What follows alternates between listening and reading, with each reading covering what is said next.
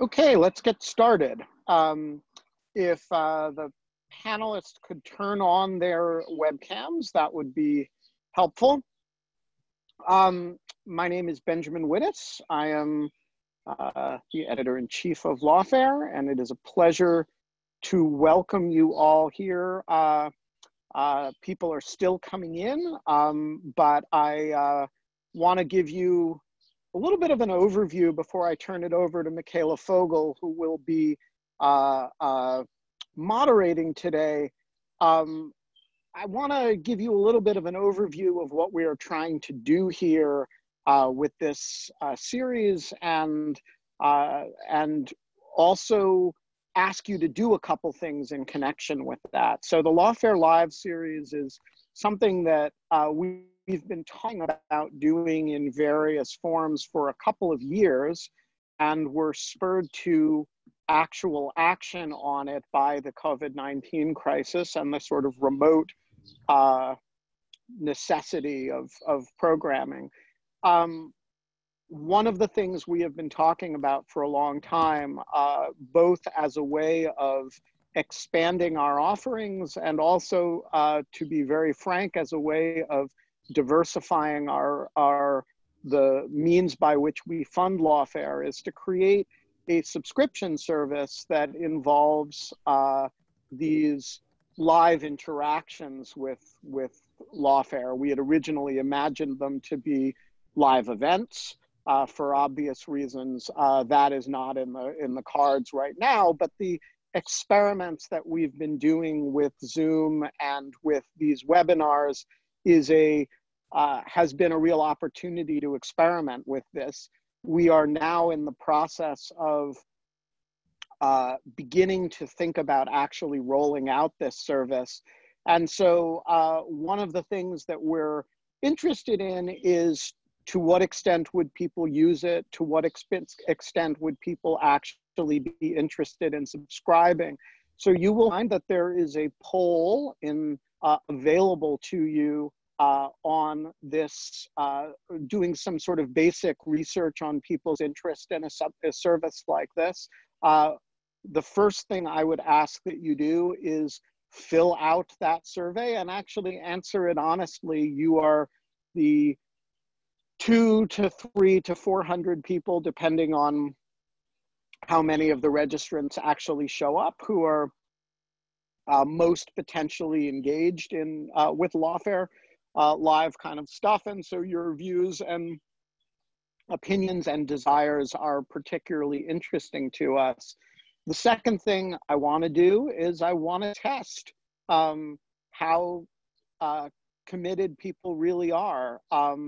And so if you are somebody who has never given a contribution to Lawfare before, which I like to think is most of you, I would ask that, we put this together. We did not charge for it, though we will start charging for things like this in the future. If you are willing to give a contribution, it'd be really interesting to see what percentage of the people who sign up for a program like this are willing to donate $1 or $5 or $10. So we are going to send around in the chat a link to the Lawfare support page. Obviously, if you want to sign up to be a monthly contributor to Lawfare, we will love you monthly.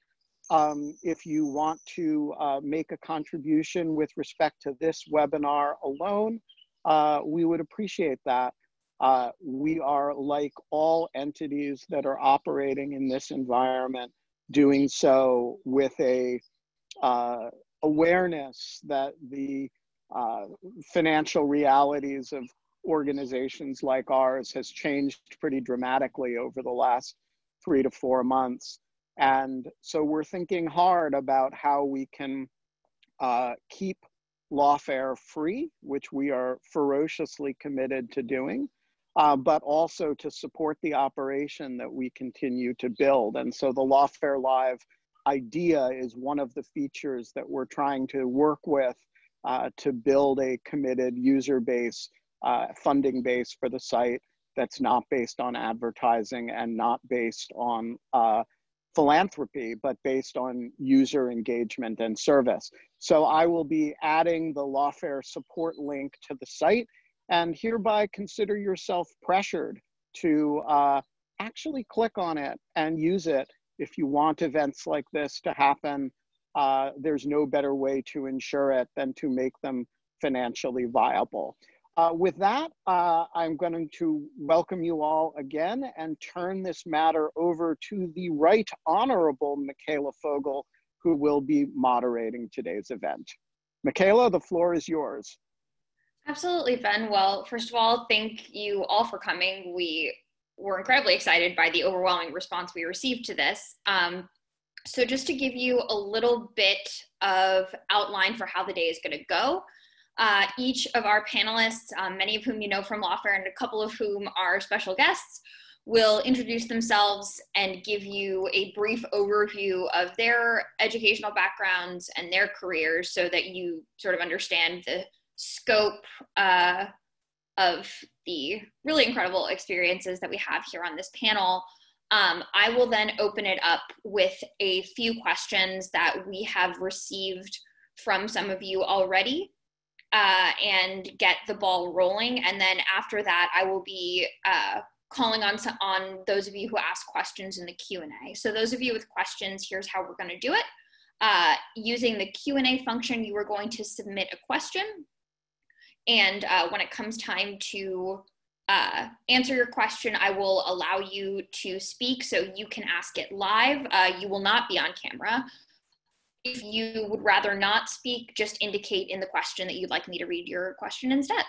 And with that, let's get started. I think Zoom czar Benjamin Wittes had some plan to move this all to speaker view or to gallery view instead of speaker view.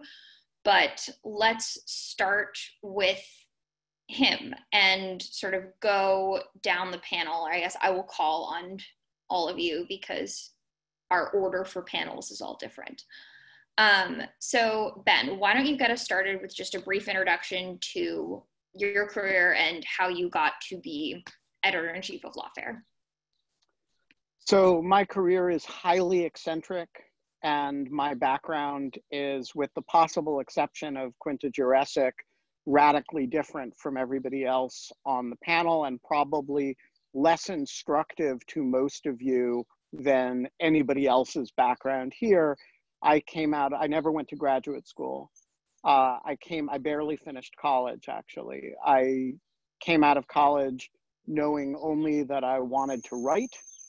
And I started out as a freelance writer and kind of stumbled into writing about law and ended up working for a legal newspaper that more or less no longer exists, called Legal Times, and worked there as a reporter for 3.5 years before, in a kind of one of those wild things that made no sense at the time and makes even less sense in retrospect, was hired by the Washington Post to write their legal affairs editorials when I was 27 years old. I did that for 9 years before leaving and decamping to Brookings, where I have refused to leave ever since. I, along with Jack Goldsmith and Bobby Chesney, founded Lawfare now about 10 years ago as a personal blog of the three of us, never imagining that it would turn into what it has become. And so that's a snapshot of my career. I would say law has been, writing has been the consistent feature. Writing about law has been the almost as consistent feature, and the domination of my career by national security issues as opposed to all other legal issues, is something that had antecedents before 9/11, but really came into its own in the post 9/11 period.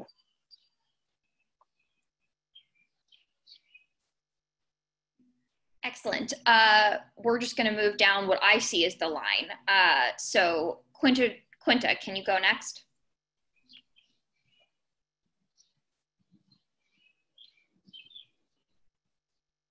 Quinta? Hi. Yeah, sorry. I'm Quinta Jurecic. I think I am in a similar boat as Ben in terms of having an atypical background. Lawfare internship was my first job straight out of college. I ended up coming back to Lawfare as a research assistant and associate editor, and now a managing editor. I also did a short stint at the Washington Post editorial board, following a little bit in Ben's footsteps there. And so since then, I've been the managing editor of Lawfare. I'm also a contributing writer at The Atlantic, and I've written for other outlets as well. So I think I'm a little more equipped to speak on the journalism end of things, but I'm happy to answer any questions about that.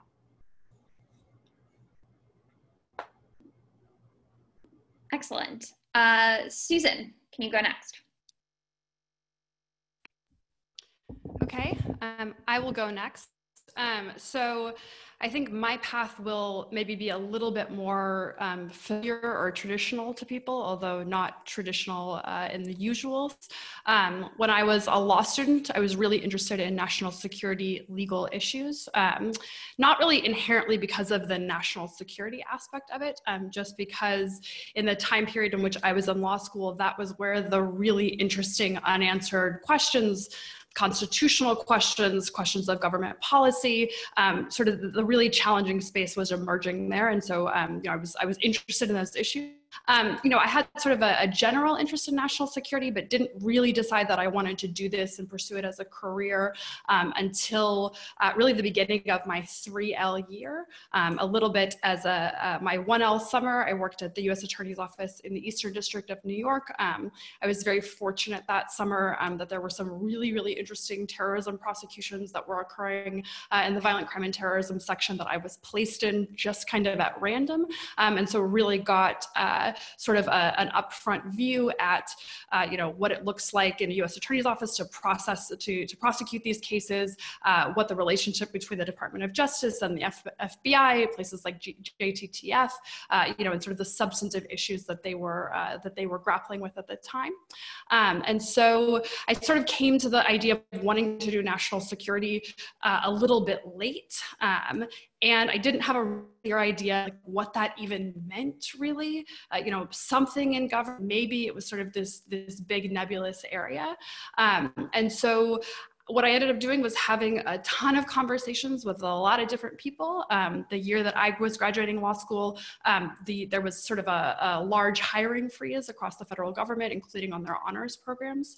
I ended up having a series of conversations with then NSA General Counsel Raj Day, and ended up being hired to NSA, to the General Counsel's office, actually not through the honors program. They didn't have one at the time, although they do now, and I'm happy to talk to people a little bit about what that program looks like. And so when I came to NSA, I had already accepted my position, and I think I was about to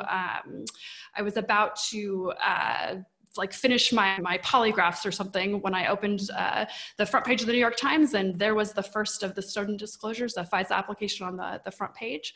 And so when I went to NSA, it was sort of really in the midst of what was a very, very challenging but really exciting time to be there, a time to be there when the agency was sort of revisiting a lot of its own first principles, thinking about sort of both the legal and prudential questions that are sort of at the core and heart of their mission and their work. I was at NSA for a little under 3 years, about 2.5 years. I've known Ben since I was in law school. I was one of the very, very first Lawfare Cubs back in the day. I think I was like maybe the third Lawfare Cub that signed onto the site, third or fourth. And so I knew Ben. I knew my predecessor, Wells Bennett, who was leaving to take a different job in national security. And so the job was open, and I decided to sort of on an impulse throw my hat into the ring. doing. I thought I would end up writing about really, really narrow legal issues related to NSA and government surveillance, and the issues that ended up being sort of exploding when I first came to the Brookings Institution, first as a fellow and then as a senior fellow, were really about encryption policy and the FBI.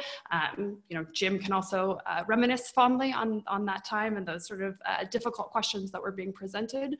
And then, of course, the election of Donald Trump has sort of expanded even our own understanding of what national security is and sort of what's in Lawfare's wheelhouse. So I'm happy to sort of speak to anybody who is in law school about what the entryways into a path of national security might look like. You know, I think it's a hugely, hugely rewarding field and a sort of a wonderful career to pursue, but it is incredibly opaque and difficult to understand from the outside.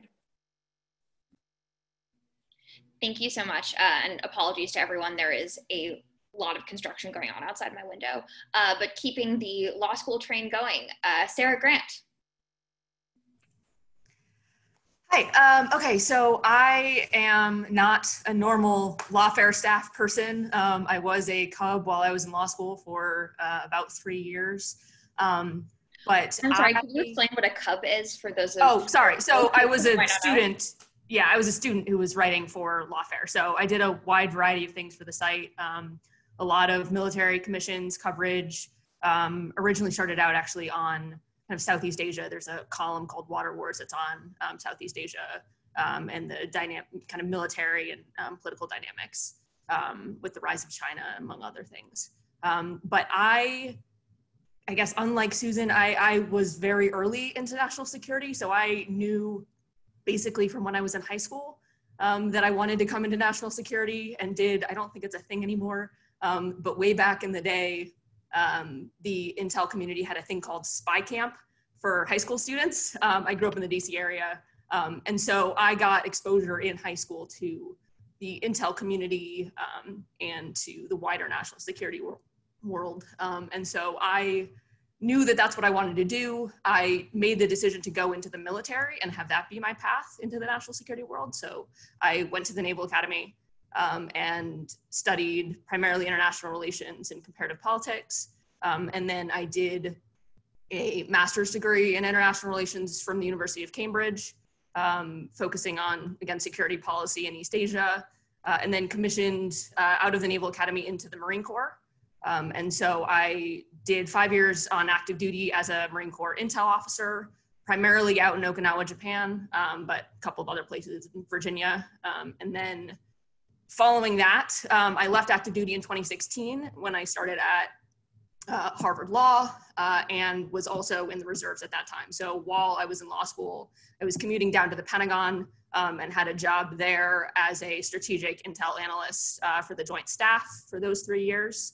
And then when I left law school, I'm now clerking for a federal judge, but the plan eventually is to come back into the national security world. So I, in undergrad and law school, basically all of my internships every summer were in various places around DC in the national security community. So I was at State, NSA, the Institute for Defense Analyses, which is a federally funded research and development center that does, defense analysis stuff, as the name would suggest.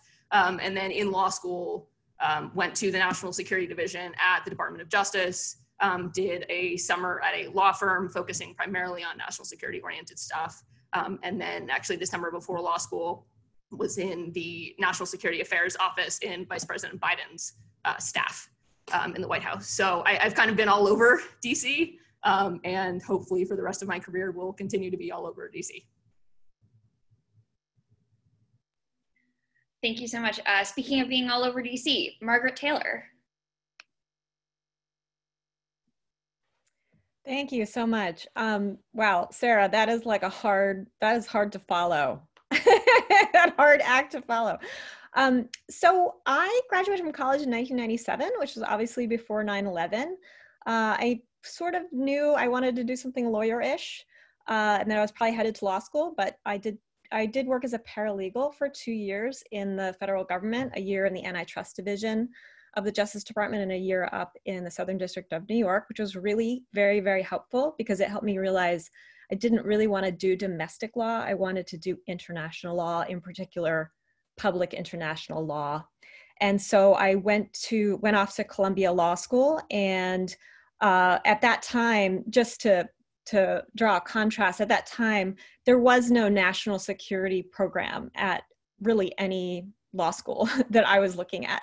Those really robust programs in law school have come about in my experience since the 9/11 time. So in law school, I was largely doing traditional types of classes along with public international law, international legal process, but didn't quite know where I was headed. I applied to the Office of the Legal Advisor at the State Department. And after clerking for a year, ended up going to the State Department, Office of the Legal Advisor, and I stayed there for 10 years.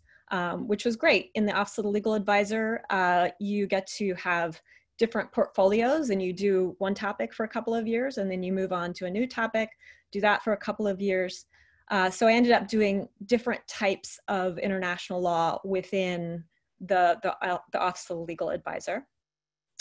And then I moved over to Capitol Hill and spent about 5.5 years working as a lawyer on the Senate Foreign Relations Committee. I started out as deputy counsel and then became chief counsel.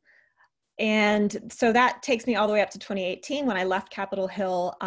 When I was on Capitol Hill, I often turned to Lawfare because one of the features of working as a lawyer on Capitol Hill as opposed to the executive branch is that you're kind of a mile wide and an inch deep on every legal issue and every process type issue that you focus on Capitol Hill, because there's just not that many lawyers up there. And so Lawfare was a great resource for me because I was able to easily come up to speed on topics that I hadn't necessarily been focused on in earlier parts of my career. So I had a real admiration for Lawfare when I was in Capitol Hill. And so when I left, it seemed like a natural fit to try to come and work at Lawfare, and they happily accepted me to work on the staff here. And I just would say I work on sort of Congress's role in foreign policy and national security issues, and also separation of powers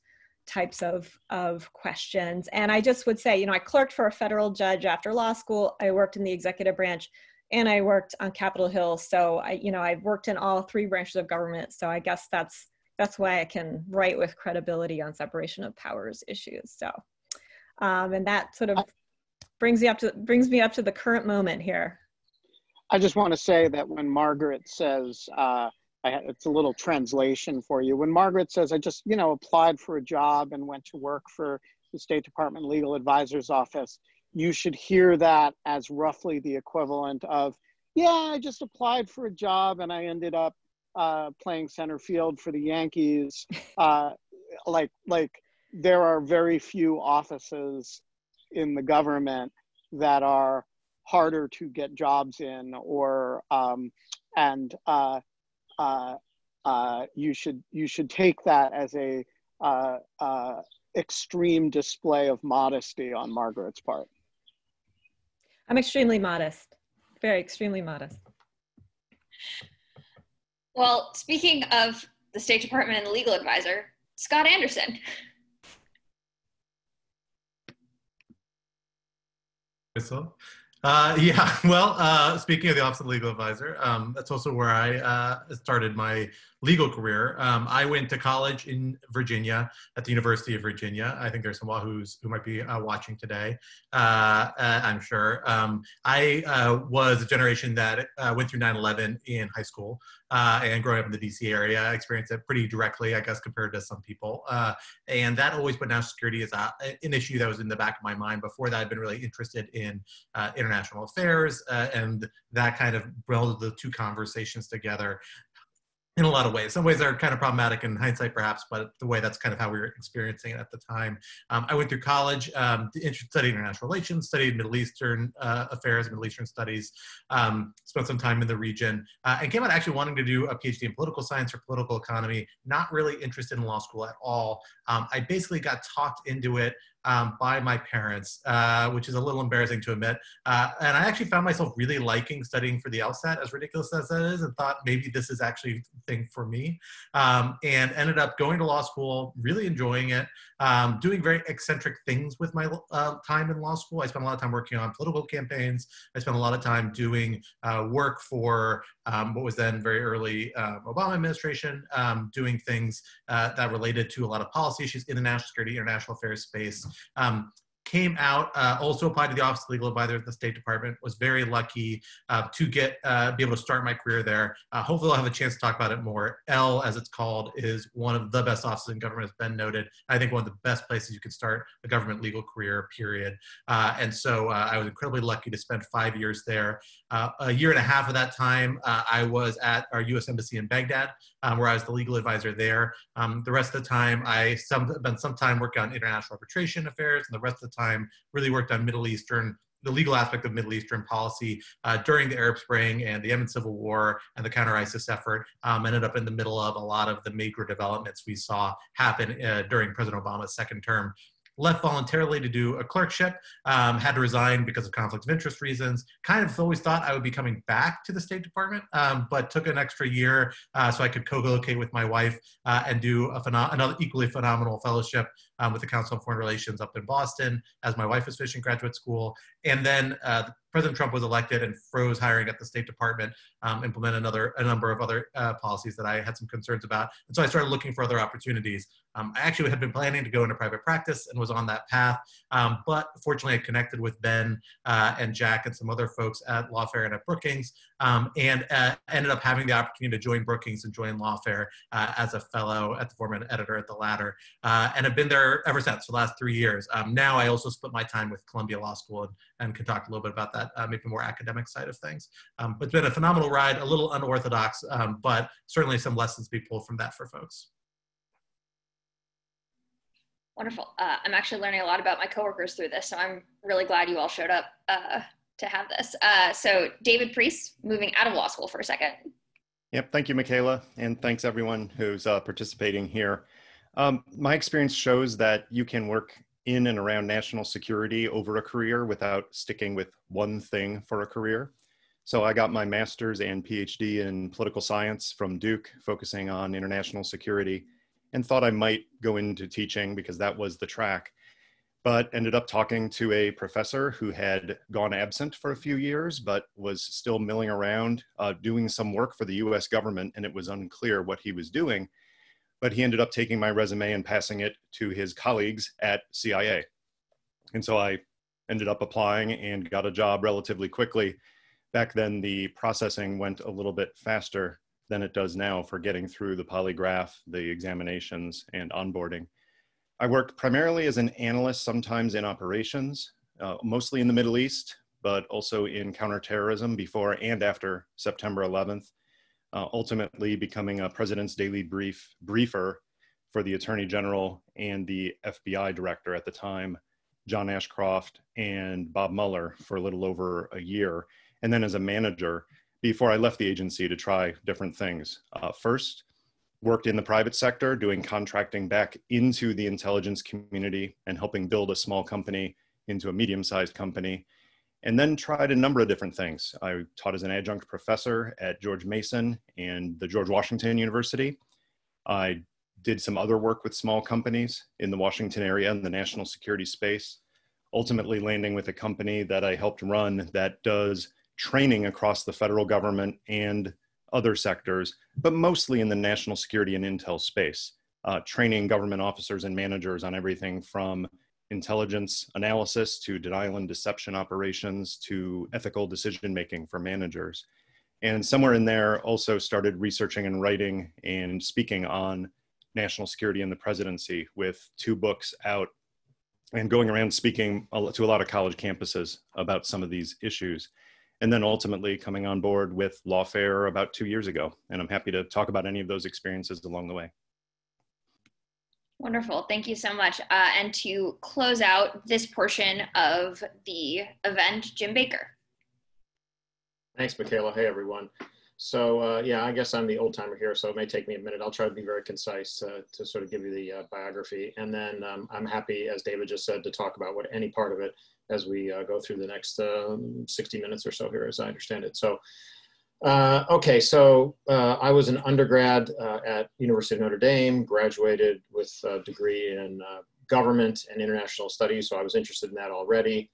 Eventually went to law school, graduated from the University of Michigan Law School. There was one class that I was aware of in national security, and I took it, and it was very interesting. But I really wasn't sure what I wanted to do after I got out of law school. I did not love being in law school, but I loved being a lawyer once I got out, and my first job was a clerkship for the United States District Court for the Eastern District of Michigan, Judge Bernard Friedman, so that was fantastic. It was a 2-year clerkship and really gave me a chance to see a lot about how the law works at the trial court level. And from that, I thought that the most interesting stuff was what the folks from the Department of Justice were doing. So I applied to the DOJ Honors Program, and by a miracle, and thankfully got in. And so came down to DC and started in the criminal division. And one of my boss at the time, who became a close friend and a mentor, Mark Richard, just asked me one day, well, what do you feel like working on while you're here?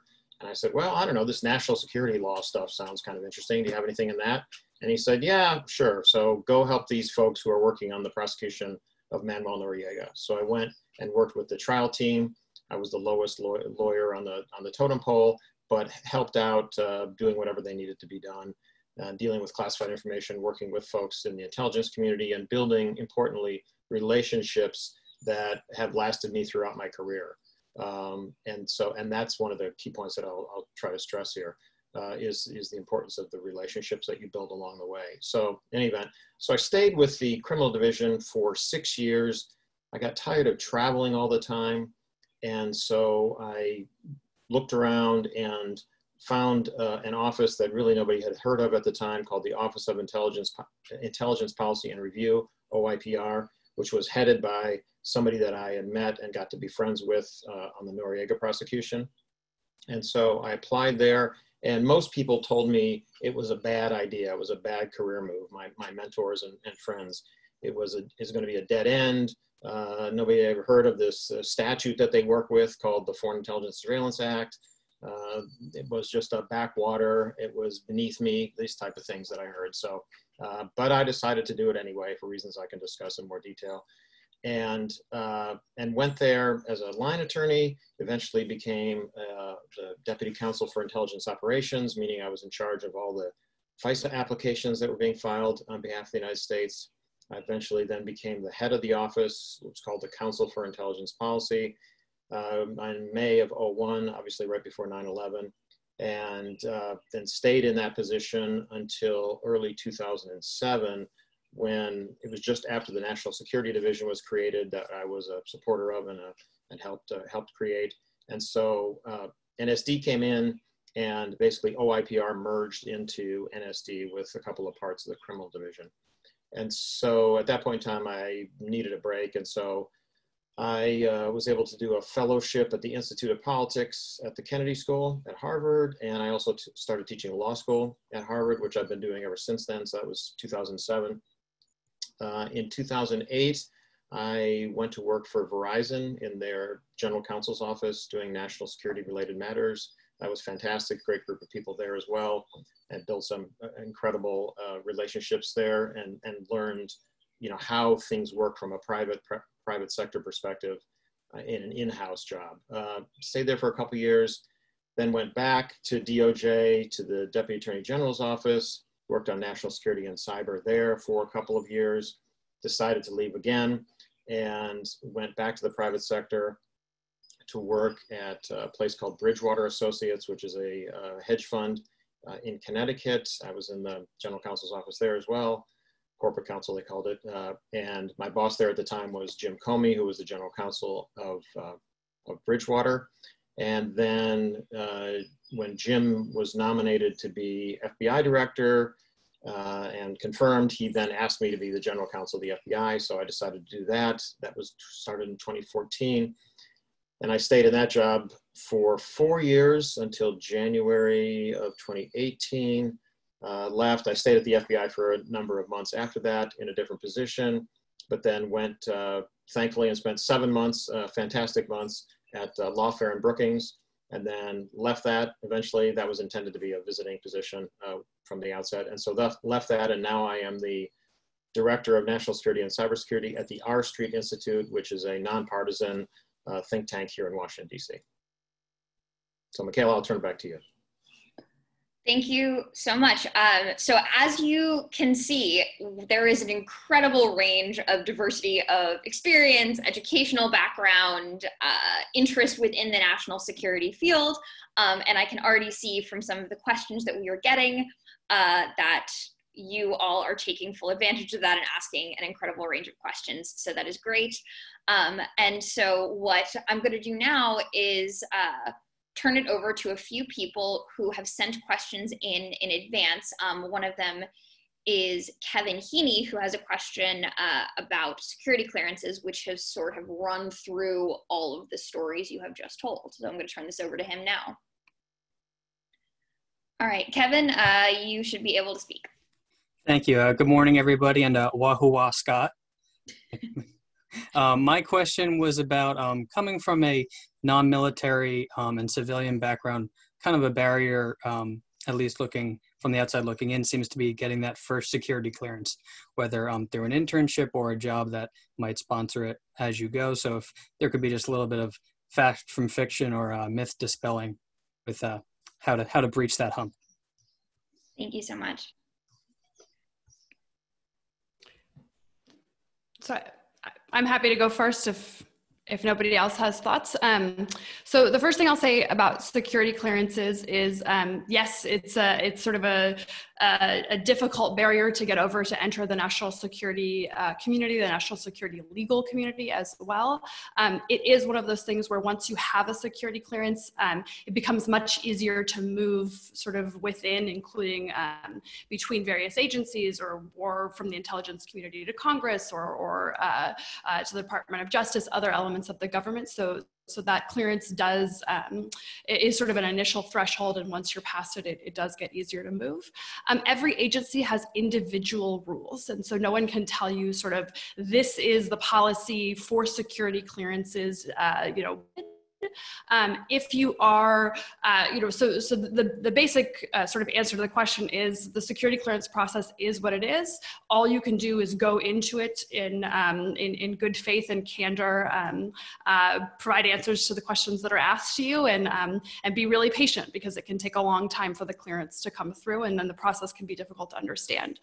That said, a lot of people have a lot of apprehension about security clearances. Some people have a minor history of things like drug use in their youth, or foreign contact, or they're concerned about some element of their resume inhibiting them from even wanting to apply because they're afraid they won't be able to get a security clearance. My advice is, one, to research what the precise rules are.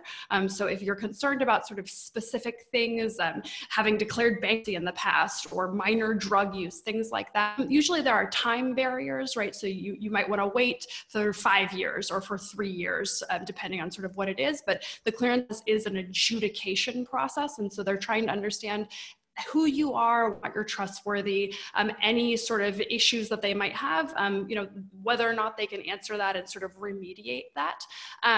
My biggest sort of piece of advice, if you're concerned, is to try and find somebody who works for that specific agency, who's gone through the clearance process.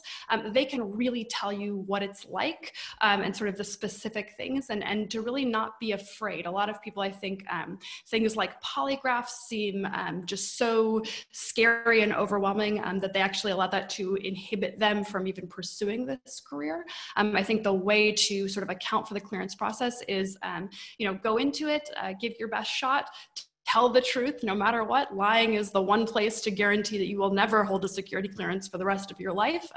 So tell the truth and see what happens, but also understand that when you're applying for your first national security job that requires a clearance, you do want to have a backup plan in mind, both because this can get stalled for long periods of time, 6 months. In some cases, you could hear people taking that long, or because sometimes you actually can't be cleared. And that doesn't necessarily mean they found something that meant you were trustworthy. It might came upon something in your background that for some reason they weren't able to resolve by getting information. So I think everybody on this, or multiple people on this, have gone through various levels of clearances. But I can sort of speak to their experiences, but if you are thinking about applying for something, don't be afraid to shoot someone an email and just say, hey, I'd love to talk to you about what the application process looked like for you. I'll just add one thing onto what Susan said, if that's all right. The one place I see students really get caught up in the clearance process more than anything else is where they spend a lot of time traveling overseas, often kind of unstructured travel, whether it's backpacking and things like that. Part of the thing you're going to get asked, particularly for a TS clearance, is documenting where you've been, where you've traveled, and accounting for your time, and often providing contact information to someone who can verify how you spent your time. And for people who have done a lot of international travel, that can be really challenging. I had only done a little bit in college, and I still find it kind of challenging when I was applying for my early clearances, especially when it was 5 years later and I had to go back and say, oh man, what was I doing 5 years ago? So it's worth keeping a record of that. Your passports and email and stuff will be useful. And maybe thinking about people saying like, all right, here's my travel partner. Let's stay in touch so that I can reference them later when I apply for a government job. Yeah, Mikhaila, let me step in to supplement those comments from a CIA perspective. Much more open process than it was a couple of decades ago. And they're very clear. The two things that get people most hung up in the processing for security clearance are lack of candor, as Susan talked about. So if you did something and you're not proud of it, put it out there anyway. Chances are it's not disqualifying. The second one is illegal drug use within the last 12 months. That is new over a couple of decades ago. If you had some illegal drug use in the past, you're probably okay, as long as you weren't also selling it or doing other things. But if you are using illegal drugs and you're interested in a career in national security, stop right now, because then that clock starts and it's no use applying until that 1 year clock is up. The other point I'd like to make is don't think about the perfect job you want in national security and waiting for that job and then thinking about going through the security clearance process. I worked with lots of people. I hired some people when I was at CIA from other government agencies.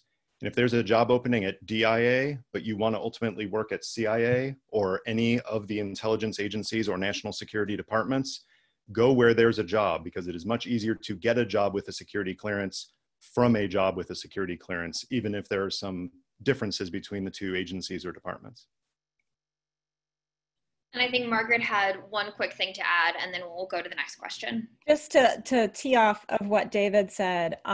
So I have no military background at all. Almost every lawyer in the Office of Legal Advisor at the State Department gets a security clearance. I had a security clearance my entire time in government. So I just want to reassure the questioner, like, there are lots of jobs out there that require security clearance, but aren't military jobs, like lots of them. So I think David's point is really important.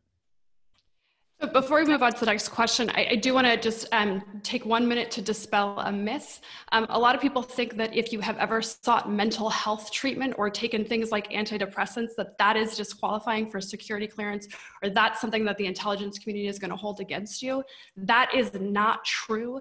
It might have been true 20 years ago. It is not true today. And so if you're somebody who's interested in pursuing a career in national security, seeing a therapist, getting mental health treatment, taking antidepressants, taking anxiety medication, whatever it is, that is not going to be used against you. It's something that you're going to have to answer a question about and fill out a form. So if there's one thing I can impress on people is that's just not true anymore. And so please don't, I've heard too many stories about people letting future career aspirations inhibit them from that. And I think it's really incumbent on people in the national security world to get the message out that that's just not true.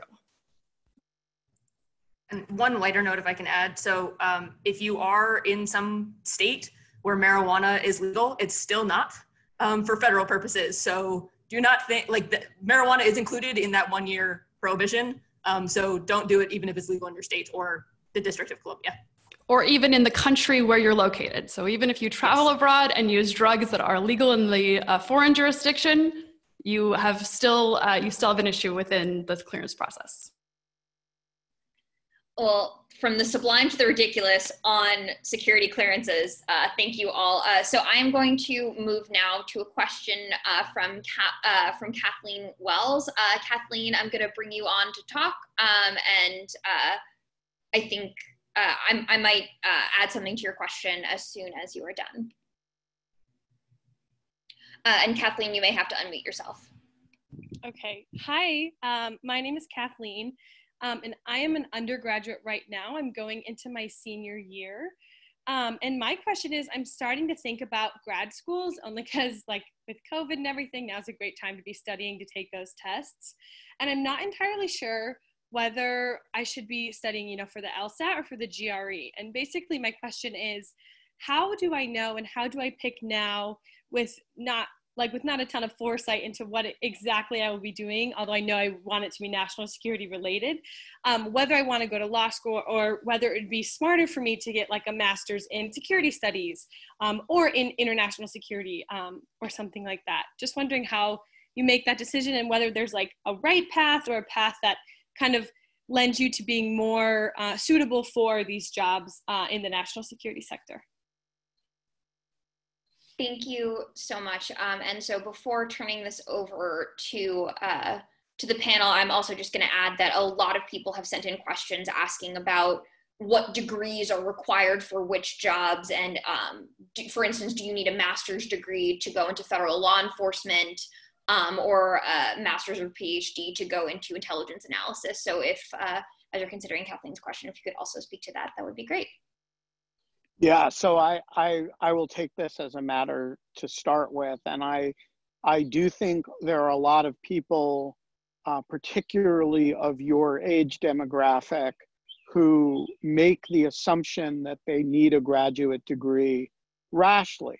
And so I think before you get into the question of which degree you need, the question of whether you need a subsequent degree for what it is you want to do is actually really worth spending some time on, because the process of getting whatever your terminal degree is going to be has both direct costs in the form of the money outlay that it costs, and a lot of people do that by going into substantial debt, which then limits your options on the other end.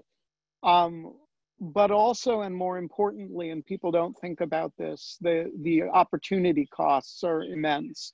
And so I could use myself as an example of this, but I'll use Quinta instead. A lot of Quinta's contemporaries at Wesleyan have not really started their careers yet because they've been in graduate school. Maybe they took a year off, a couple years off, or they went straight through. And while they've been doing that, Quinta's, been writing for Lawfare and for The Atlantic and for the New York Times. And so just think about that from the point of view of opportunity costs, the costs of not doing the things that you're actually in a position to do now in terms of your professional career can be pretty substantial. And so my first piece of advice about this is, don't assume the answer to the question of whether you need to go to graduate school at all. There are really cool careers for people in national security right out of college. The intelligence community hires a lot of analysts. So does law enforcement now, the FBI. The Foreign Service exam, people make entire careers in the national security space by taking the Foreign Service exam. Some of them never go to graduate school. And so, my general rule about going to graduate school is you go to graduate school at the point at which you need a particular degree to do the things you want to do. And at that point, that will also tend to answer the question of what kind of degree you want. Now, I'm mindful of the fact that in the COVID-19 era, there aren't a lot of jobs. And so the that general rule may have an exception for the current era. It's, as you say, it's a good time to study for tests. It's also a good time to be in school rather than being on the job market.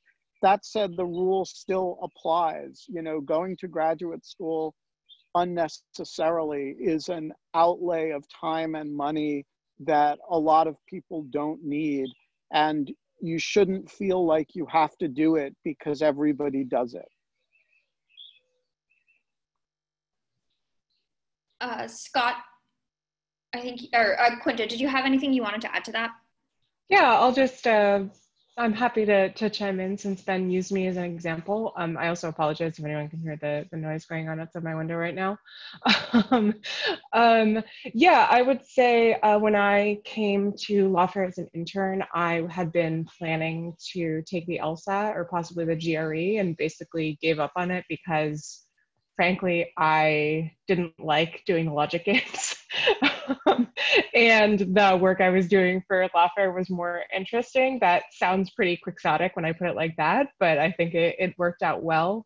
I don't want to say, obviously, that there's never any reason to take those exams and get a graduate degree, but I think it is absolutely true that there are often ways to pursue what you're interested in without that degree if it's something that you're thinking more as kind of a box to check rather than, you know, something like if you want to practice law, you do actually really need a JD. I will also say, I mean, obviously there are different considerations that go into this thought process for people from different backgrounds, and I don't want to diminish that, but I do want to back up what Ben said. I think both Ben and I are proof that you don't necessarily need to go that route. Mikhaila, this is Jim. Can I just jump in real quick? Yes, absolutely. Yeah, so, and I agree with everything that Ben and Quinta have just said. As you can hear from just the panel here, I mean, obviously we have a sort of a law focus, but there are lots of different paths to get into the national security field. And so this will sound like a broken record to folks who get advice on, you know, applying to colleges and so on. But it actually is true, it seems to me, is that, you know, you have to think about what it is you want to do, as Ben said. And then once you figure that out, then you can figure out how to pursue the degree that might help you get yourself along that path. The hard work, I think, really is in deciding what it is you want to do. And, you know, to sound like a parent or a college counselor or something like that, you need to think about what you're excited about and what your passions are. And that's not just so you can get into this school or that school, but it's like you're going to do whatever you do for a long time, and you're going to do lots of it, right? You're going to have a long career in law. I've been a lawyer for 32 years now. And so that's a lot. And if it was something that I hated every day, then that would be just utterly stupid. And so the thing is to try to explore different things as best you can, try to figure out what gets you excited and what aspect really enthralls you. If, for example, it's science and technology, there are tons of jobs in science and technology in the national security area. If it's law, pursue that. If it's policy and international relations, something like along those lines, then go for that. There's just so, in law enforcement, there's just so many aspects of national security that you really just should spend your time figuring out what gets you excited. And as someone who has hired lots and lots of people, people stand out if they are authentic and passionate about what it is that they've been doing and what it is that they say they want to do in the job they're applying for. That's really what the key thing here, I think, is to try to distinguish yourself from others. And you can do that by being really authentic and really enthused about what it is you've been doing and what it is you want to do. And if you think about what gets you excited, that'll help guide your path.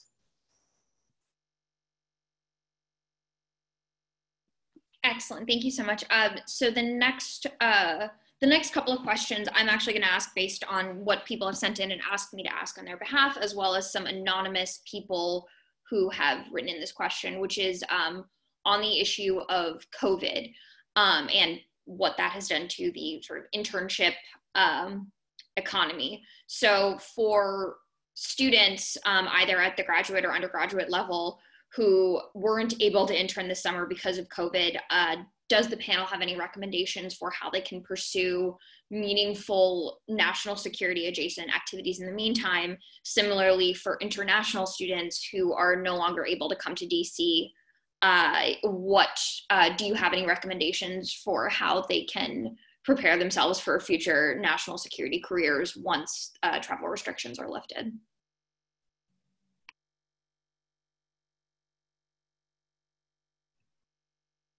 I mean, I'll say, I think the best thing, if you have time on your hands and you're kind of stuck in your house, as many of us are, or not far from your house, the best thing you can do when you're interested in an area is writing on it. And finding a way to digest a field, digest the topic, pick a topic that's interesting to you, and write some sort of form of piece on it, whether it's a blog post for someone, whether it's a short op-ed, even if it's for your local newspaper or a student publication or a student newspaper, that's great. That shows the sort of passion and interest that Jim just mentioned. A lot of employers look for, to say, like, this is somebody who's actually genuinely interested in this, to the point that they're taking their downtime and channeling it into a product and channeling it into mastering a subject, to the extent that they can write about it confidently and competently. So I think that's a great option in this difficult environment where a lot of people are going to have extra time. Obviously, it's not paid often in many cases, although sometimes you may get lucky and place something somewhere where they will pay you for it. There's obviously limits on the extent to which you can do that. But even just a couple of pieces, if you really find yourself a few months where you're not sure what your next career stuff is, just spending that time to just write one or two even very short pieces really gives you something that you can use to make yourself more marketable in the future, and is a way to improve your job prospects down the line, I think. Excellent. Ben, do you have anything to add to that? Yeah, I'll just add that both to foot stomp what Scott said, but also just, everything I have ever gotten to do professionally in life was because I could write. There really is no exception to that. And I learned very young that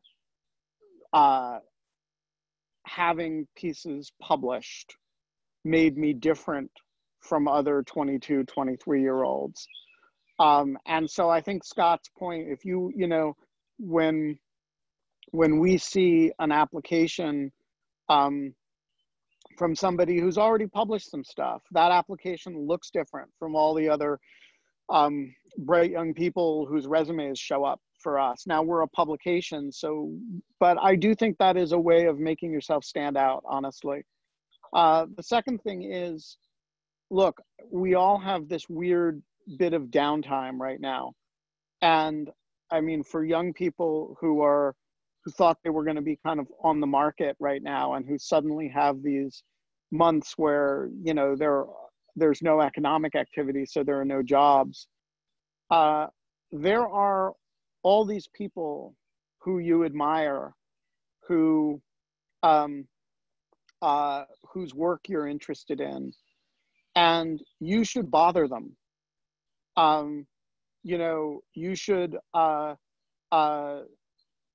them emails that say, hey, I've got 3 months free and I've got nothing to do and I'm interested in your work. How can I get involved? What can I do? And that's in part because it's more interesting than lying around playing video games. But it's a good way to get on people's radar screens and to build some of those relationships that Jim Baker was talking about earlier. And those people will remember, if you do interesting, good work for people also like people who are interested in their work. And, if you get in touch with people and say, hey, I'm here, I'd love to be paid if you can pay me, but, if you can't, I still want to be involved. Obviously don't do this instead of paid work. But if you're sitting around at home, stuck with nothing to do, because that's what a lot of people are doing right now, it is a very good way to get on people's radar screens. And, I'm not urging that as a general practice, because I don't believe in working for free. But if working for free is instead of sitting around at home for free, it can be a very good thing. Mikhaila, can I jump in real quick on this? I know I want to get a lot of questions, but first of all, I guess my statement to you would be, don't panic. If you're committed to national security and that's really what you're passionate about, then you're going to find a way to make this happen. When I graduated from college, I really wasn't sure what I wanted to do. I had this degree in government and international relations. but I wasn't sure I wanted to go to law school like a bunch of my friends were doing, and I wasn't sure I wanted to get into a PhD program. So I basically took a year off, and I spent some time at home with my parents, which turned out to be a great thing because, quite frankly, they died pretty young, and so I had some time to spend with them that I didn't know that I was doing, but that actually turned out to be very meaningful and important to me in the long run. And at one point, my dad said, "You got to go get some job to get some money coming in. It's ridiculous." So I went and got a job at a bakery for $4 an hour. And eventually I got promoted to be an assistant manager, and it was my first management job. And I got out of that job so much because I learned a ton about human nature in the workplace. Mainly a lot of bad lessons about stuff that people do, but it really, really taught me a lot. And so I extracted a lot from that experience.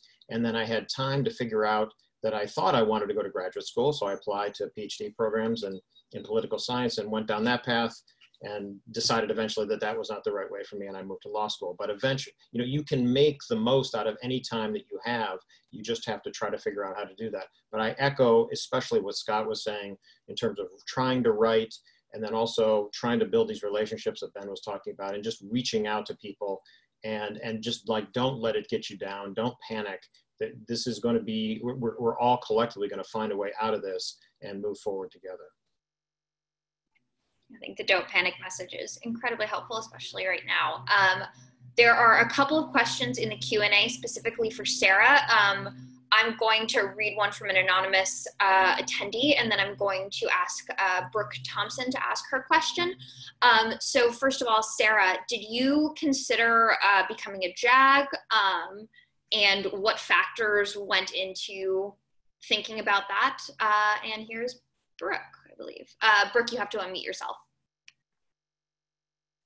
Hi, Sarah. I'm an undergraduate student in Army ROTC at my college. I'm going into my junior year, and right now is kind of about the time where we sort of are starting to think about what we want to do in the military and whether we want to choose active duty or reserves or National Guard or things like that. And I'm actually really interested in careers in national security in the Washington, D.C. area. And I'm trying to work out how to decide whether I want to do active duty or reserves and kind of what I want to pursue within the military. Okay, so I will take the first question first. With JAG, I decided that I didn't want to do it. It is a great option for many people. Each service does JAG differently. In terms of how they bring people in. So I think every service has a pipeline where there are people who are already within the service who then laterally transfer into the JAG community. They also have direct commission programs where you can come in specifically as a JAG. It's a little different if you've already been to law school and are coming in versus you want to join and then go through law school. I decided that I didn't want to do JAG in part because the civilian opportunities in national security law were more interesting to me than JAG. There are some judge advocates who do kind of international law, national security, defense, operational law, but a lot of JAGs are prosecutors or defense attorneys or are on the staff of a particular unit and are advising on a lot of human resources issues and manpower issues. There are judge advocates who do environmental law, given the presence of the military all over the place and issues related to that. So it can be a really interesting career and a really broad career. It just wasn't the sort of law that I wanted to practice. And so it just made sense for me to leave active duty and then the Marine Corps at that time and go kind of as a civilian national security law side. To Brooke's questions, this is kind of the same thing that people were talking about earlier, that you really have to figure out what it is that you want to do and how you think the military fits into that. Your experience on active duty is going to be very different than your experience in the reserves or the National Guard. I regrettably can't really talk that much to what the National Guard does, other than I will say what you have been witnessing over the last 2 weeks of the National Guard is not the norm for the National Guard. So do not think that if you join the National Guard, your normal duty is going to be going and standing around the Lincoln Memorial and watching protesters. That's not the norm. Some of it is when you go into the military, no matter what career path you're in, I was very lucky and I got intelligence, which is what I wanted to do, but I just as easily could have been a logistician or a combat engineer or doing administrative work of some kind. And so when you join the military, you are putting most of the control over your life and what you do in the military's hands. It's not really in your hands anymore. And so you have to be willing to do basically whatever the military needs you to do. If you're going on active duty. I can't really say about the Army, but I know that there are, for both active duty side and reserves, sometimes you can be guaranteed a military specialty when you sign up. You'd have to talk to a recruiter about that, about what the options are. Like if you knew you wanted to do intelligence or something, some branches I think will let you have that commitment when you sign up. I think the question initially is, what is it that you want to get out of it, right? If you want to learn leadership and you want to spend a couple of your first years out of college, really not necessarily focus on the substance of national security, but on the focus of people management. And you know, Jim talked a little bit about this, like sometimes getting the experience of being a manager and a leader is really critical. And for me, that was a huge part of my experience. And that was in large part why I decided to make the military my first step, was that I wanted to learn leadership aside from the substance of the other substance of the work. And so if that is something you want to do, that's a good reason to go on active duty. If you really want to stay in national security policy or something like that, but you just want to have some tie to the military, then reserves or National Guard is going to be better. So I don't know if that totally answers it, but I think it really comes down to what is it about the military experience that you're most looking for, and that will lead you one way or another. Excellent. So we've had a couple of questions about in the panel about transferring to national security sort of when you're further along in your career. So I am going to ask Melissa Short to ask her question. Melissa, you will need to unmute yourself. All right, hi. Yes, my question was for those of us who are a little bit further along or have done other careers, other lines of work prior to discovering an interest in national security. What kind of advice do you have for how we can get into it? Because we're going to be at an entry level and yet we're not at an entry level age. Excellent. And there's also a question along those lines, but for people exiting the military. Ben, do you want to take this? Ben, you may be on mute. Yep, sorry about that. Sure, I mean, first of all, I would not assume that that you would be entering at an entry level if you, have deep experience in some other area. So a couple of thoughts. First of all, one way in, and I don't know anything about your particular background or what your field has been, but the security agencies and the security apparatuses have to do all the things that all other organizations do. So somebody asked in one of the questions, what does a CIA lawyer do? And there's some of the answer to that, and Margaret and Scott can talk about this specifically with respect to the State Department Legal Advisor's Office.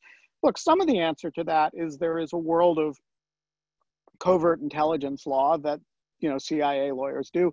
But, the CIA also gets EEO complaints and, workplace harassment complaints that their lawyers have to deal with, just like any other agency or organization has these issues. There are all kinds of HR issues. There's contracting issues. And so if you're a lawyer with a background in contracting, that set of skills is as applicable at the State Department as it is in the military, as it is in, a private sector entity. And I don't want to focus too much here on either law or contracting in particular, but that is a generalizable point of view, generalizable point. David Priess did a wonderful interview with a woman who had for the podcast who had been a costume person at CIA. And, you know, some of the people she worked with were costume people in Hollywood, right? And so if you, you know, one way to think about transitioning into the national security space mid-career is to say, what are the parts of the national security space that need the particular skills that my career so far has developed? Now, there is one really complicated aspect of a mid-career transition, and that is the security clearance issue. The longer your career, the older you are, the more time you have had to accumulate records and interactions that need to be evaluated for a security clearance. So for example, I have never had a security clearance. If I had to list all of my foreign contacts over the last 10 years, that is a brutal thing for me to try to do relative to a 23 or 24-year-old or a 27-year-old who's just coming out of law school. And so there are, I think, complexities to mid-career transitions into the national security space. But I would say the lion's share of the people who do it are not starting over as a career matter. They are lateraling, in some sense, into a new forum for the set of skills that they have already developed. Excellent. Kayla, can I just jump in real quick? Absolutely. Just briefly. So yeah, so this is, in my view, this is totally possible. I've hired many people who have made this kind of shift in the past. The two things I think that are really the keys are, you're going to have to answer the question in the interview, why are you doing this? You know, why are you making this change? And you really have to think through exactly, you know, why is it that you're interested in national security at this point in time? I mean, back, you know, with 9/11, that changed a lot of people's views about their career, and it was very natural to try to hire people who had different backgrounds. And the other thing is, you know, if it's something that you've been interested in for a while, what have you done along the way to demonstrate that interest? Have you been part, I don't know, you've joined the ABA National Security Law section, you've gone to those conferences, you've written some things like Scott has said, or you have contacts, you've developed relationships, something like that. So if you don't have that right now and you're thinking about making this change, I would try to do things that are outward examples or outward manifestations of your interest in national security, and then get ready for that interview question about why you want to make a change. Excellent, thank you. The next question is about locations of national security jobs, and it's coming from Kevin Kent. So Kevin, if you could unmute yourself and ask your question, please. Oh, Kevin, I believe you're still on mute. Checking. All right, well, while Kevin gets that technical malfunction sorted out, he asks all panelists, a lot of the jobs that you've all spoken about have been in DC or, you know, New York, Boston, etc. Are there realistic domestic career paths in NatSac or national security law that don't involve moving to the DC Acela corridor?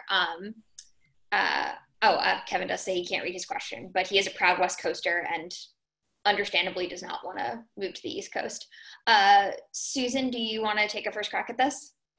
Yeah, so I think the first answer is density of jobs in this area. And so there are going to be the most opportunities sort of in the DMV area. That said, you know, there are lots of possibilities to pursue on the West Coast and all across the country. So there's a U.S. Attorney's Office.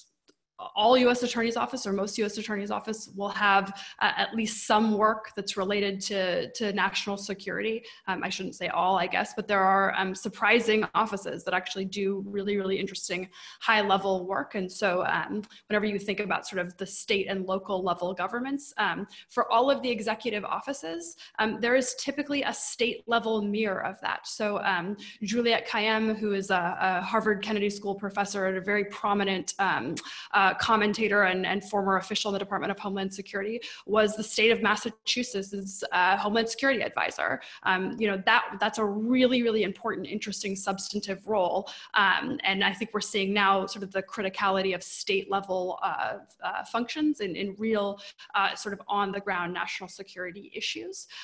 So that's an area for the West Coast specifically. Look, none of us have really talked about sort of the role that private contractors play here. If you're interested in national security and technology, national security and surveillance policy, privacy issues, Silicon Valley, kind of a big part of that. And so, I actually think that if you're interested in doing that kind of work, there are real advantages to being on the West Coast. So there might be a little bit sort of just fewer options, although the competition tends to be a little bit lower. And I would really think about sort of broadening your aperture and really, really thinking about state and local governments, because governments, even local governments in major cities are dealing with some of sort of the forefront national security issues, really, really critical domestic security issues every single day. There's FBI field offices all across the country. So, I don't think people should feel as though you've got to move to DC to do this work. Can I add one thing, Mikhaila? So, with that, there are also think tanks and academic research institutions all over the country. RAND has huge offices out in California, Stanford's offices. There are plenty of research institutions. If that's a path you want to go long term, if you want to be in research and more academic oriented national security, or just as an entry point, you can find those all over the country. You can find them all over the world. I imagine a lot of our viewership is thinking about work in the US, and if you are considering a security clearance, obviously you have to think about how much time you want to spend overseas, but there are also really interesting opportunities in international security at research institutions and NGOs and all sorts of things overseas. So there is a wide world of national and international security that is beyond DC, but as Susan said, there's just a concentration in DC, especially if you're working on things that require clearances. Thank you so much. I know it's my personal dream for the government to set up some kind of national security organization in Portland, Maine, which is my hometown and also the greatest city in the world. But that aside, we've gotten quite a few questions, both over email and in the Q&A about writing after a national security career. So Susan, would you be able to, I'm gonna ask you to start us off, and David, I'd also ask you to jump in as well. How can you talk about the difficulties of publishing both long form pieces, so books, and publishing short-term pieces after you've exited a career with a security clearance? Yes, I'm happy to start. So as a condition of signing your security clearance, you essentially enter into a contract with the United States government where you agree to allow them called pre-publication review. Every agency has an entity, and every agency that issues clearances has an entity called the Pre-Publication Review Board. And basically anytime you write something, you have to get clearance. There's a lot of ambiguity that exists around this. So the very first conversation I had before I left NSA, I had a lot of internal conversations. I said, well, what do I have to get cleared? And what if I write about stuff that has nothing to do with any of the work I did here? And I couldn't get an answer there. And so I said, well, what do I not have to get cleared? And the answer was a cookbook. And so the government actually doesn't bother to define it because that places the burden on you, to sort of figure it out. And there's some real systemic issues with the pre-publication review process. There's a number of lawsuits occurring right now, and this is an area in which if we want to talk about national security transparency and public participation, we also need to talk about the pre-publication review process.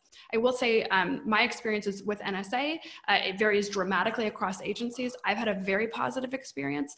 Essentially, there is an office, there's an email address for that office.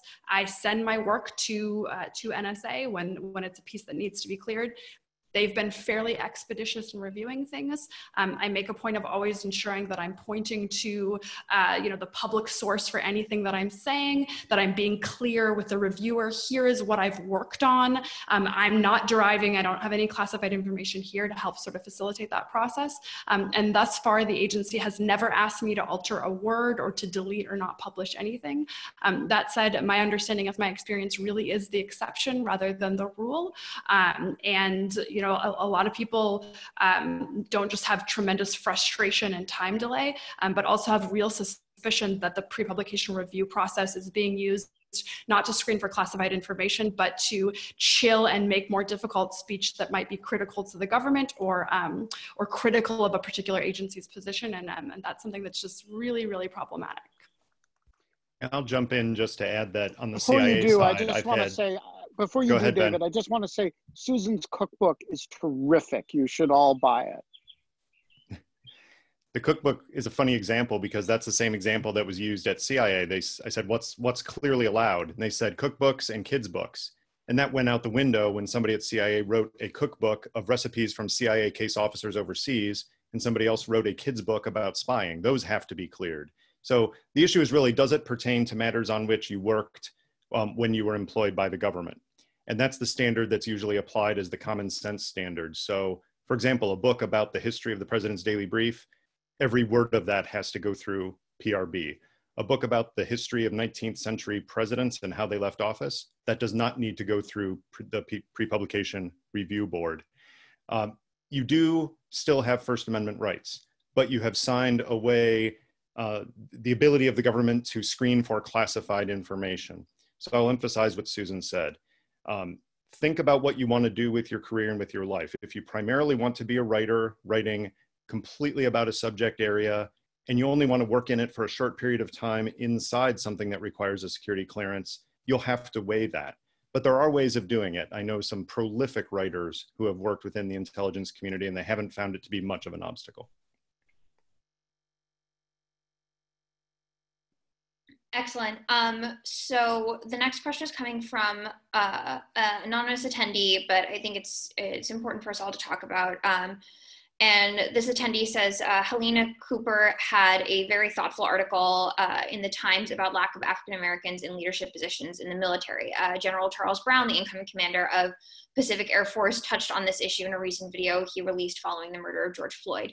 Analogous challenges are evident in civilian national security roles. Can you discuss the case for broadening perspectives in national security? And can you discuss challenges in ensuring more women, people of color, immigrants, et cetera, are set on the path to leadership roles in national security? And Scott, I think you had some thoughts on this. Yeah, absolutely. I don't know if I'm the best equipped person to address this, but I certainly have thoughts. There's a phenomenal case for having much better diversity when you're talking about an issue as fundamental as national security. The tools and implements of national security are just something that's felt and experienced incredibly differently by different parts of the population. And I think if anything, the events of the last 2 weeks really underscore that in a palpable way that for everyone. And for that reason, when you're talking about how to use those tools and the experience that goes into it, and particularly when you're talking about groups like the military that have a disproportionate impact on certain populations, particularly when you're talking about racial diversity in our country, like you really need to have representation in those ranks. But it is really challenging. The national security community, frankly, isn't as diverse as it should be. And look, I think we at Lawfare wrestle with that as well. We've really tried very hard to have participation from women's voices and other voices in Lawfare, but we struggled and are trying to find ways to better address racial diversity in our own contributions and our own people here. It requires a conscious effort. People who have the authority to hire, to give voice, to pull people in, need to understand that when you're passively relying upon your networks and the channels that have traditionally fed people in, those channels and networks have their own biases, and that you might be inadvertently, by even acting passively, excluding really qualified candidates and people who can bring a much needed diversity to those conversations. I know it's something that we've talked about, and particularly in the events of the last few weeks have really been trying to figure out ways to better address internally here. And I think that's really an endeavor that needs to be pursued by the broader national security community. There is a lot of conversation about it happening in the last few months, both about gender diversity and more increasingly about racial diversity, particularly, again, in light of the last few weeks. And I hope as those conversations continue, because it's really important. But it's also important that they reach the institutions that are actually often serve to define this community, meaning the hiring agencies and things like that that work on these issues. That's really where it's going to come from, because then you're going to have the people with the experience and the voice to be able to speak with the credibility on this sort of stuff. Yeah, I'll just add. Oh, sorry. Go ahead, I'll just add very quickly, you know, look, there's lots of things we can do sort of systemically and institutionally to sort of boost diversity. And I think the benefits are so self-evident that it's almost sort of not worth describing them, right? We clearly would have better national security decision-making, better policy discussions if more people were participants. One thing I do think the national security community needs to think a lot about is the comment that Jim made at the beginning about it's all networks, it's all who you know, it's about building these trust relationships, because at the end of the day, national security is a small community, and it's a community based on experience with one another and trust with one another. And that is such a big part of sort of the on-roads, and that can be wonderful and enriching. It can also lead to people who tend to mentor people who look like them, who had life experiences that are like them, because that's, you know, sort of just like a common inherent bias in people. And so, you know, I do think we have to have conversations sort of institutionally, what voices we publish, but sort of the people who are leaders in this community also need to think really, really hard about who are the individuals that they are investing their time and energy and mentorship with, and thinking about how to spark that conversation amongst ourselves, and sort of taking on that responsibility for ourselves of, hey, if I look at the few people I can sort of count on my hand as really sort of helping them work through their careers, they look a lot like me, and that's not because there aren't talented people who don't look like me. And so, you know, how can we sort of acknowledge that and be sort of explicit about it so that we can start to remediate that? Because at the end of the day, even if you have, you know, sort of perfectly diverse and inclusive structures, if the way the system really works and things really get done doesn't address sort of diversity and inclusion at a core interpersonal level, you know, it's just going to be a lot of sort of window dressing and not get that fundamental change that we need, and certainly not fast enough. I would just add, if I can, kind of, this is not going to be an exhaustive list, but just the opportunity to shout out a couple of organizations that are working in the diversity space. So you have, like, there's Women of Color Advancing Peace and Security, I know, WCAPS. There is the Diversity and National Security Network, Girl Security, LC Wins, Leadership Conference on Women in National Security, which Ben's lovely wife is one of the leaders of. There's Out in National Security for LGBTQIA folks. So there are organizations that are doing it. Obviously, you do have a little bit of a problem of, if you have a organization that is, you know, meant to represent underrepresented communities, but the current leadership of the national security world is not invested in, it becomes a niche thing, then you still have some difficulty breaking through. But there are a lot of great organizations that are trying to build the power and the voice of underrepresented communities. And as others have said, it's really incumbent on all of us who are committed to this work that we try to reach out to those voices and take account of them, and make sure that those networks are pulled into the core of the national security community and aren't just kind of shouting at themselves, because their voices need to be in the middle of things.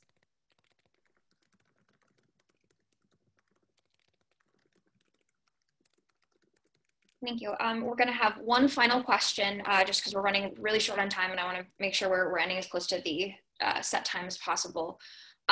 We are going to have one final question that I've been asked to read from Callista Sturby. And Callista asks, is there an advantage to pursuing a job with Lawfare or some kind of think tank before pursuing a job with a government agency or on the Hill, or vice versa? And I'm actually going to take the first crack at that question, because for those of you who are interested in working at Lawfare, there will be a position opening up in the not too distant future, which is my position as associate editor. I'm headed to law school. So for those of you who think, you know, I should really work at Lawfare, apply. We're going to be excited to read your application. And the thing I'll say about sort of, is there an advantage, is just as an early career person, I was actually on the Hill first before I went to Lawfare. That was my first job out of undergrad. And so I'll say that from my perspective, and people who are actually in a position to, you know, have experience beyond 4 years out of undergrad should also speak to this, but you should take jobs that are, one, available, and two, give you the skills that you need. I think my internet's out, so I'm gonna pass this over to somebody else. Oh, is not my internet not out? Oh, that's exciting. Like, I wanted to work in national security. I applied to 148 jobs my senior year. I got one of them. So sometimes you just need to take a job that is available and use whatever opportunities you have within that job to get you to your next job. So I took a job on the Hill. It was a great experience, but working to take advantage of the opportunities that were in that job allowed me to pursue my dream job, which was working at Lawfare. And if anyone else has anything to add to that, they are welcome to. Nope. I'll just say, good practical experience is good experience always. Yeah. If you have an opportunity to work in government or actually work on the issues that you're doing, you're going to get a perspective that people are going to respect, and that's going to give you genuine insight into how the actual decisions are made. That's sometimes really hard to get from an academic perspective. So, well, I think there's, obviously because I'm doing it, there are times when it's okay and good to be out of government and writing about things and thinking about it. Particularly as a junior person, I really don't think anything beats actual working experience in the fields and in the agencies that are doing the work you want. So I encourage people to get at least a dose of that because it's going to be invaluable perspective moving forward and lets you speak on things with more authority than you might be able to otherwise. Excellent. So before we close out, some of you have asked if there's a way to send follow-up questions. And so right now in the chat, I am typing out an email address to which you can send questions.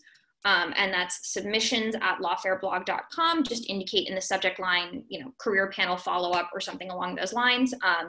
And we will do what we can to get those questions to the correct person and get them answered. And with that, turning it over to Ben. So thank you all for joining us. We are going to end this on time. I just want to re-emphasize, if you have not filled out the survey, please do it. It makes such a difference. And if you are one of the people who over the course of this webinar made a contribution to Lawfare, thank you. And if you are not one of those people, there is still time to click on that Support Lawfare link and redeem yourself. With that, thank you all for joining us, and we will do this again soon.